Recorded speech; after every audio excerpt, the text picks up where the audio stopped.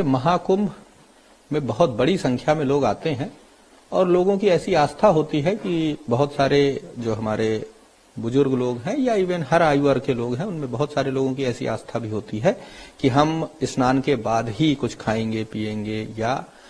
और उन्हें कोई रेगुलर कोई मेडिकेशन पे चल रहे होते हैं, तो या अथवा अधिक भीड़ होने के कारण या ठंड बहुत अधिक है इस कारण से अथवा किसी अन्य कारण से भी कोई ना कोई स्वास्थ्य संबंधी समस्या उत्पन्न होने की संभावना रहती है। तो रेल प्रशासन इसको लेके सतर्क है और हम लोगों ने जो 2019 का कुंभ था उसमें भी 1 लाख से अधिक लोगों को ओपीडी और लगभग 3000 लोगों को क्रिटिकल जो स्थिति में थे उनको भी चिकित्सा सुविधा प्रदान की थी और कोई भी कैजुअलिटी होने नहीं दी थी। इस बार हम लोग और बेहतर तरीके से तैयार हैं। रेल प्रशासन अपने हर प्लेटफॉर्म पे मेडिकल बूथ रखेगा, हर यात्री आश्रय शेड पे हमारे मेडिकल बूथ होगा जहां पे डॉक्टर्स पैरामेडिकल की टीम तैनात रहेगी, उन्हें हर तरह की प्राथमिक चिकित्सा प्रोवाइड की जाएगी। इसके अलावा यदि कोई लोग कुछ गंभीर स्थिति में हो जाते हैं तो उसके लिए हमने प्रयागराज जंक्शन पे जैसे 6 बेडेड ऑब्जर्वेशन रूम है, बाकी जो हमारे स्टेशन है वहां पे भी 4 बेडेड ऑब्जर्वेशन रूम स्टेब्लिश किए हुए हैं जो मिनी आईसीयू की फैसिलिटीज से युक्त हैं, जहां पे अगर कोई व्यक्ति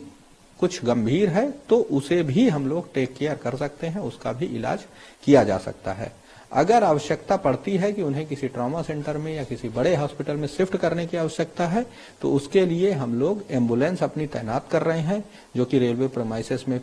हर समय प्लेस रहेंगी और अगर आवश्यकता पड़ती है तो किसी यात्री को ट्रांसफर भी किया जा सकता है। हमारे पास प्राइमरी एड देने के लिए फर्स्ट एड बूथ्स काफी सारे हमने लगाए हुए हैं। हर प्लेटफॉर्म पे एक बूथ रहेगा जिसमें 24 आवर्स डॉक्टर्स भी पोस्टेड रहेंगे। इसके अलावा सेंट जॉन्स एम्बुलेंस की हमारे पास टीम होती है और एक रैट टीम भी होती है जो कि स्टेशन हर प्लेटफॉर्म पे स्टेशन पे आपको मिलेगी। तो कोई भी इमरजेंसी होता है तो ये सारी टीम एक्टिवेट हो जाती हैं और वहाँ से पेशेंट शिफ्ट करके इस ऑब्जर्वेशन रूम में जहाँ इस वक्त हम लोग बैठे हैं यहाँ पर उनको लाया जाता है और यहाँ पे जिनका प्राथमिक उपचार किया जाता है। मैम, मान लीजिए किसी को हार्ट अटैक आ गया, ऐसी सिचुएशन में वो यहाँ आए तो यहाँ पर क्या रेलवे की तरफ से वो उपकरण हैं कि उनको तुरंत बचा लिया जाए? क्योंकि अमूमन होता है कि लोग खड़े खड़े भी गिर जाते हैं, पता लगता है कि हार्ट अटैक से उनकी डेथ हो गई। ऐसी सिचुएशन में आपके पास वो उपकरण है जो उनकी जान बचा सके और थोड़े वक्त के लिए